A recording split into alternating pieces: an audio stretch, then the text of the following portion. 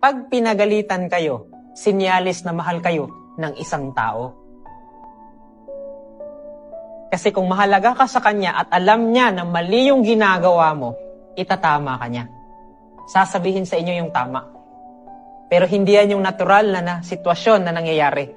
Pag pinagalitan kayo sa bagay na mali ninyo, nagagalit kayo. So please, huwag kayong magalit. Isipin ninyo, sana ko nagkamali at ano yung pwede kong itama. Kasi itong taong to na nagalit sa akin, mahalaga ako sa kanya. Kasi ang taong may paki sa inyo, ang ibig sabihin lang nun, mahalaga kayo. At kapag mahalaga kayo, mahalaga. Anong mayroon doon? Mahalaga. Ibig sabihin, pag mahalaga kayo sa isang tao, mahal kayo ng tao na yan. Kasi kung hindi kayo mahal ng nanay o tatay ninyo, go. Gawin niyo yung gusto ninyo. Wala silang pakialam sa inyo. Pero as long as na may pakialam at pinapagalitan kayo, it's a sign na kahit papano, mahal kayo ng parents ninyo. Hindi nyo alam kung kailan mawawala yung magulang na meron kayo. As long as nandito pa sila, pahalagan nyo.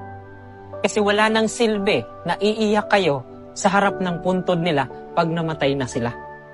Yang yaw-yaw nila sa inyo, yang pagrereklamo nyo sa kanila kasi pag gising nyo sa umaga, anong ginigising sa inyo? Mata na nila! Paglungag na!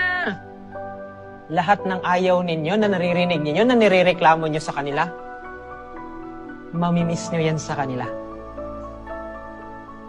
Kasi yung bata nga, kahit papano, namatay, how much na lang na yung nanay at tatay ninyo na may edad na. So please, kung ano yung meron sa inyo ngayon, pahalagahan ninyo. So kadalasan, anong ginagawa ninyo? Nagre-rebelde kayo. Tapos pag nagrebelde kayo, pag namatay yung nanay ninyo, ano sasabihin nyo sa harap ng pundo nila? Ma, nga naman sige bilin. Pero anong ginawa mo nung buhay pa siya? By the end of the day, lahat tayo mamamatay. Pero hindi mo marirealize na mahalaga sa'yo yung isang bagay kung hindi namatay, hindi nawala.